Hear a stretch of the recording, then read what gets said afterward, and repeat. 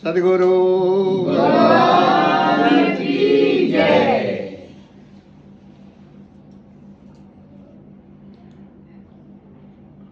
આપણી આ પુણ્ય ભૂમિ ઉપર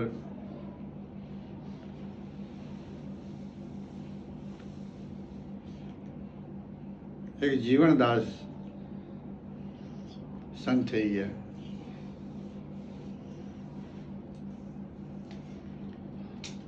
જીવનદાસ એટલા બધા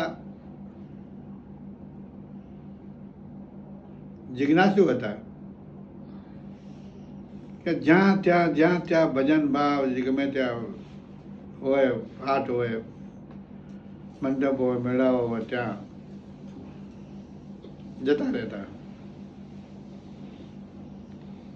આમ કરતા કરતા એમના મનમાં એક વાત ઊભી થઈ કે ચલો આ બધા ભજનો ગાય છે ને ભજનોના અંદર સત્સંગ ચાલે છે, એના અંદર ગુરુનો મહત્વ મોટો આપ્યો છે.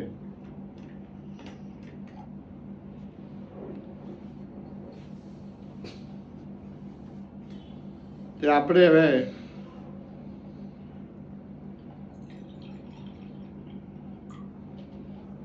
ગમે તે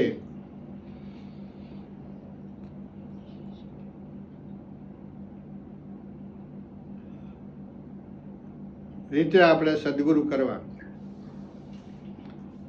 હવે ગુરુની શોધમાં ત્યાં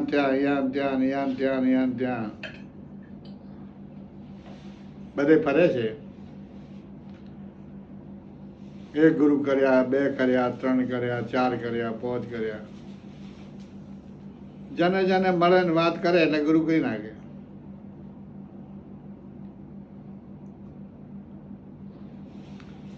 આમ કરતા કરતા 21 ગુરુ કર્યા.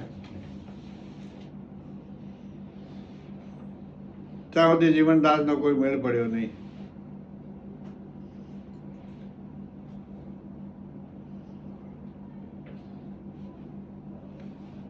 એટલી બધી ઘરણા આવી ગઈ જીવનદાસ ને કે ગુરુનું નામ આવે એટલે કૂદકો મારે.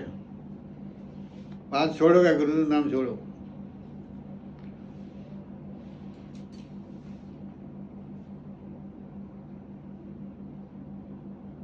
ગુરુનું નામ ના લેવા દે.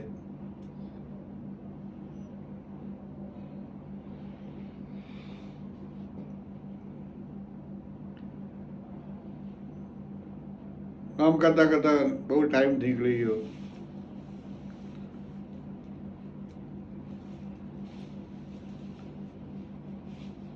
અને એક ભીમ સાહેબ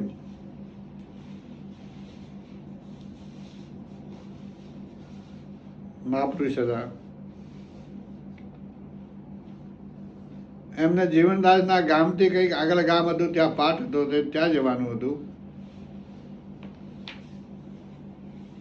તો ઘોડો લઈ અને ભીમ સાહેબ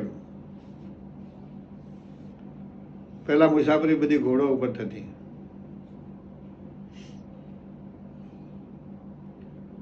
હવે જીવનદાસના ગામમાં આવ્યા, દિવસ આઠમાની તૈયારી થઈ અને ભીમદાસે વિચાર્યું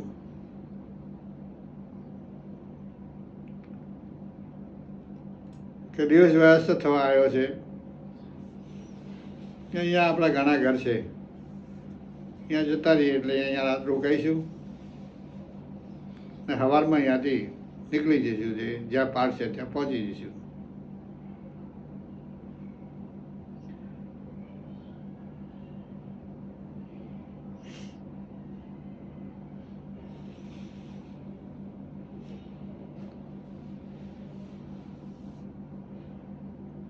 હવે ભીમ સાહેબ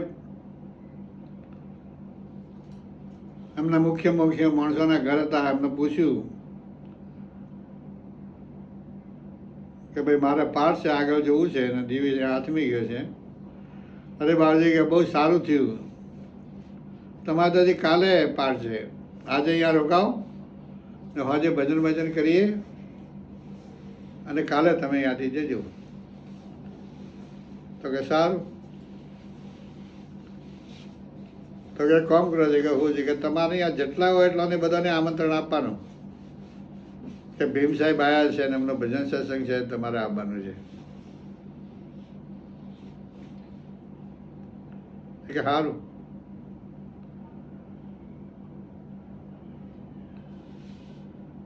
એટલે મેં એક ભાઈ બોલ્યો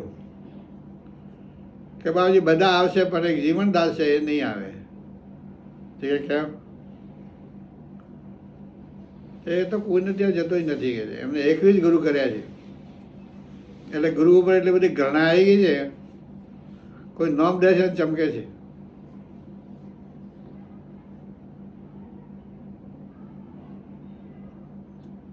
સારું.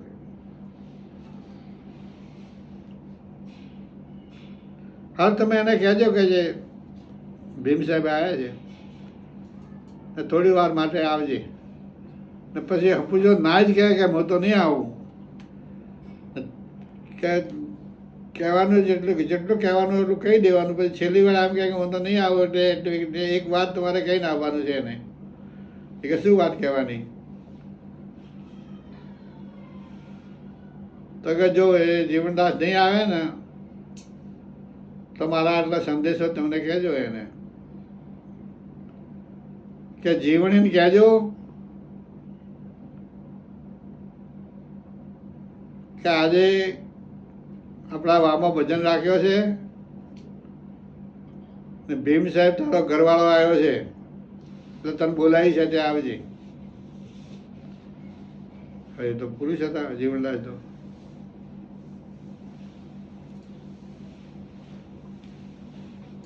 કે એવું છેલ્લું કહેવાનું છે કે આ છેલ્લું એટલું કહેજે કે આખા ગામમાં બાઈક આપ્યું. જીવનદાસ ને ત્યાં ગયા. જીવનદાસ કે હું તો આવું નહીં, મારા ભજનને કોઈ લાગે વળગે તે ગુરુવાનું નામ જ છોડો કે ગયા.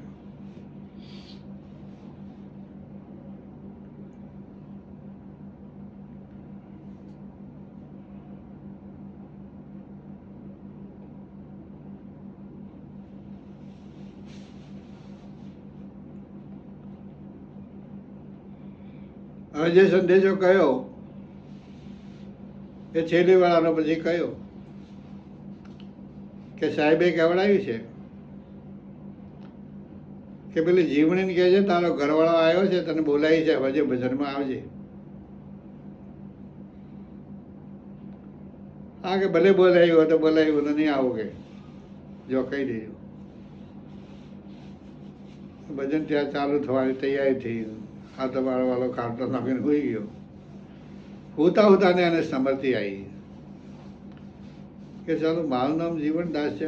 જીવણી કઈ નહીં આવ્યો તો એમ કહેજો કે તારો ઘરવાળો આવ્યો છે તે તને બોલાવી છે ત્યાં આવજે. આવું સારું હોવું હોય છે.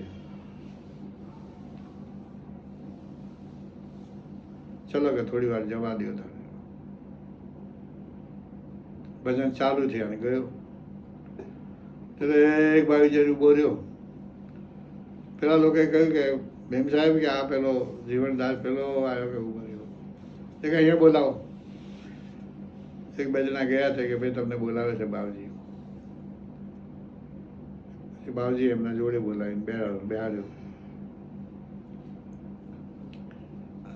ભજન ચાલુ કર્યા, સત્સંગ ચાલુ કર્યા.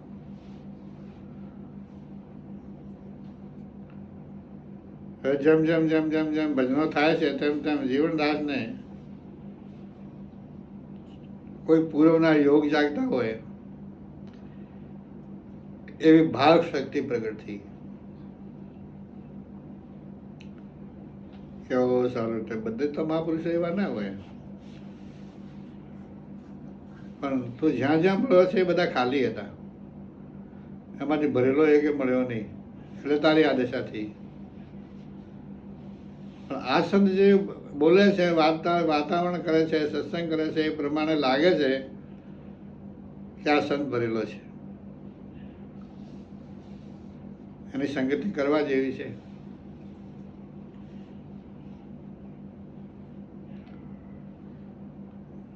કર્યો, પાઠ પૂરો થયો, ભજન થઈ ગયા. પછી કહે જીવનદાસ બેસ. બેહાડ્યો. પછી બધા જતા રહ્યા. કહ્યું કે બોલ ભાઈ તારે શું છે? તે કે બાબુજી મેં 21 ગુરુ કર્યા, ત્યાં સુધી મારો મેળ પડ્યો નથી.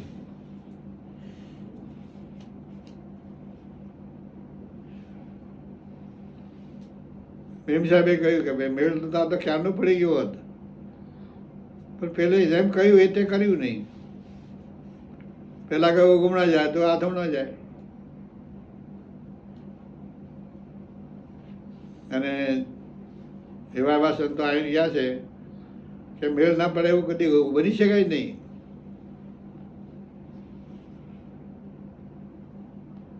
પણ કે એક વાત પોતે વાપર છે કે તો કે એકવી તો કર્યા છે ને કે હા એકવી તો કર્યા છે.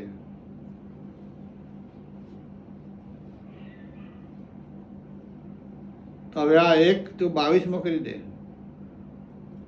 ખાલી વિશ્વાસ નોખ મારા પર, ગુરુ તો પછી કરજે, પણ વિશ્વાસ નોખ 22. અને હું તને આપું છું એ સાધન તારે 3 મહિના કરવાનું. 3 મહિનાના અંદર તને આ સાધન દ્વારા કોઈ ફાયદો લાગે તો હું જ્યાં રહું છું ત્યાં મળવા આવજે. તો કે સારું, પણ 3 મહિના ચોક્કસ કરજે છે કે સારું આજે કરીશ. ખીમ સાહેબ સવારમાં નીકળી ગયા. જીવનદાસના મનમાં થયું કે ચાલો હવે આપણે સાધન મળ્યું છે તો હવે મન મુક્તિ સાધનમાં વળગી જાઓ.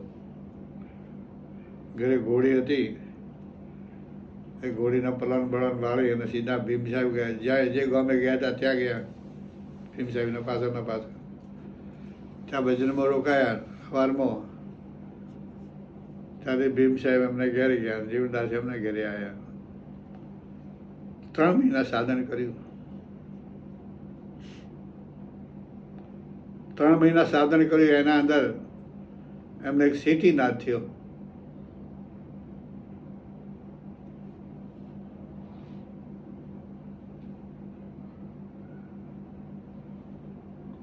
જીવનદાસે કહ્યું કે ચાલો આવું છે મારી કાયાના અંદર આ તમે 3 મહિનાનું કહ્યું હતું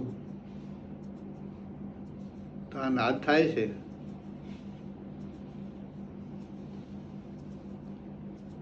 એ એમની જ કોઈ શક્તિનું પરિણામ છે.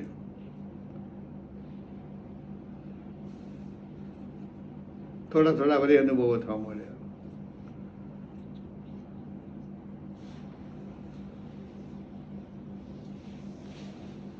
સવારમાં ત્યાંથી ઘોડી લઈને ઉપડ્યો, સીધા ભીમ સાહેબ રહેતા હતા ત્યાં ગયો. ત્યાં જઈને કહ્યું કે હવે મને ગુરુ દીક્ષા આપો.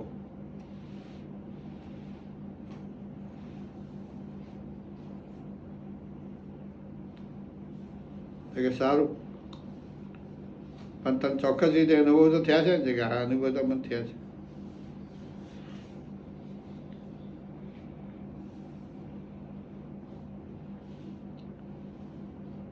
ત્યાં અમને દીક્ષા આપી.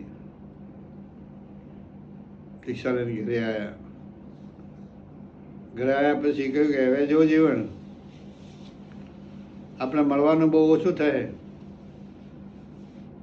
પરંતુ હવે પોસ્ટ કાગળ જે છે, પોસ્ટ કાર્ડ, એમના ઉપર આપણું સત્સંગ ભજન અથવા તો માર્ગની માહિતી હું પોસ્ટ કાર્ડ ઉપર તને લખી સંભળાવીશ. તો કે સારું.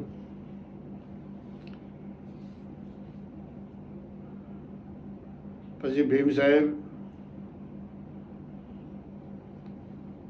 મહિનો થયો, 15 દિવસ મહિનો થઈ ગયો. પછી ભીમ સાહેબ કાગળ લખે છે જીવનદાસ ઉપર. અરે જીવન જીવને ત્યાં રાખીએ. હે જીવન, તારા જીવને તું ત્યાં રાખજે કે હરદમ વાજે છે ત્યાં તુર. જ્યાં તને નાદો થયા છે એ જ જગ્યાએ તુર અવાજ થઈ ગયો છે. જીવન જીવને ત્યાં રાખીએ જ્યાં વાગે હરદમ તુર રે. ઝિલમિલ ઝિલમિલમાં જ્યોતિ જલે, નિર્મળ વર્ષે નૂર રે. જીવન ત્યાં જીવને રાખીએ. પલકી પર બરાબર ક્યાં સાધન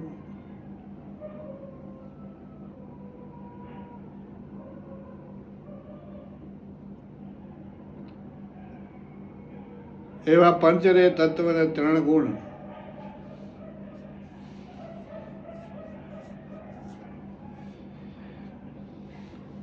એનો તું કરી લેજે વિચાર,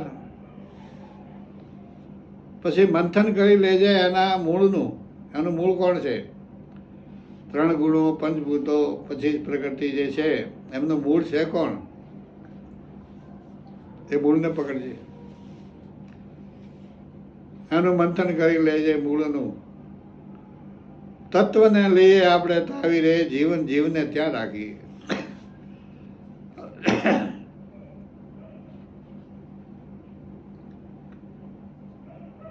આગળ લખે છે કે ગંગા રે જમુના ને સરસ્વતી,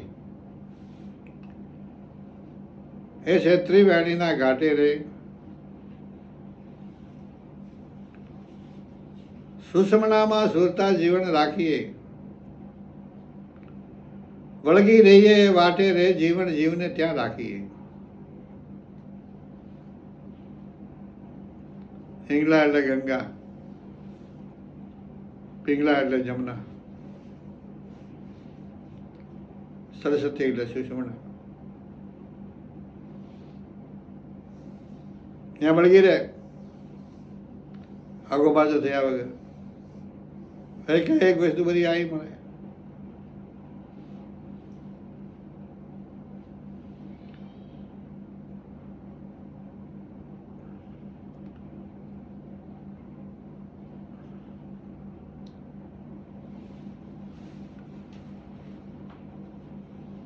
એવા અખંડ રે રણકાર જ્યાં હોઈ રહ્યા,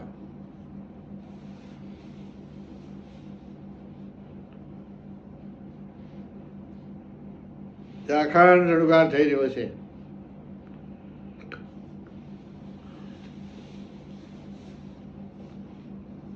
ગંગા રે, યમુના અને સરસ્વતી, એ છે ત્રિવેણીના ઘાટે રે. સુષમણામાં સુરતા જીવન રાખીએ, વળગી રહીએ એ વાટે રે, જીવન જીવને ત્યાં રાખીએ.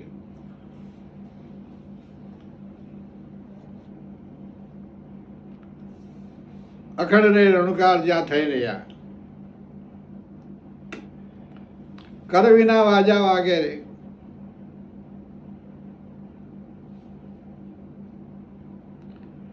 સુરતા રાખીને જીવન જો સોંપડો તો એને ધૂન ગગન મેં ગાજે રે, જીવન જીવને રાખીએ. શિષ્ય ઉપર ભીમ સાહેબ પત્ર લખે છે. આ પત્ર લખ્યો છે. એક એક મોતી વધાવી લેજે. પછી કહે છે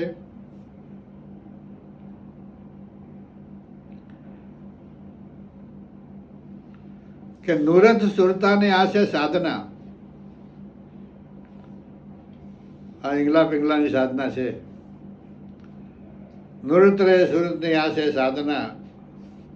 એમાં કોક પ્રેમી વિરલાપ આવે રે, અંધારું મટી જાય એની આંખનું, પછી એને નૂર નજરોમાં આવે રે, જીવન જીવને ત્યાં રાખીએ. એક બે વખત કરવાથી મેળ પડે નહીં, એટલે સતત અભ્યાસ કરવો જ પડે, મહિનો સુધી, વર્ષો સુધી. તો એના અંદરથી કોઈ તથ્ય નીકળે.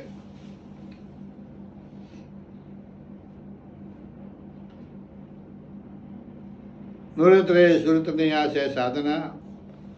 એમાં કોઈ ગુરુના પ્રેમી વિરલાપ આવે રે, અંધારું મટી જાય એની આંખનું, એને નૂર નજરોમાં આવે રે, જીવન જીવને ત્યાં રાખી. છેલ્લી કડીમાં કહે છે કે સંદેશો લખ્યો મેં આ સતલોકનો. અત્યારે સતલોકમાં જવા માટેનો સંદેશો છે.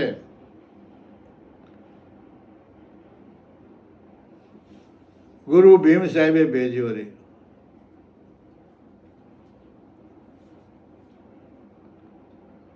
પત્રો રે લખ્યો મેં ખૂબ પ્રેમથી.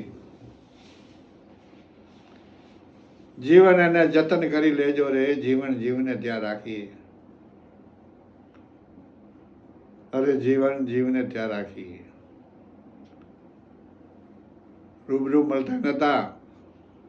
કેટલી ઘણ વાત છે. પત્રો ઉપર વાત થતી હતી તોય પણ એમની વાતોને સમજી શકતા હતા ને ત્યાં તો બાગ ઝાલી મળે છે તો મારા વાલા સમજી શકતા નથી. પહેલા કેટલા બુદ્ધિશાળી જીવો હતા. એક હવનમાં સમજી જતા વાતને. બોલે સદગુરુ.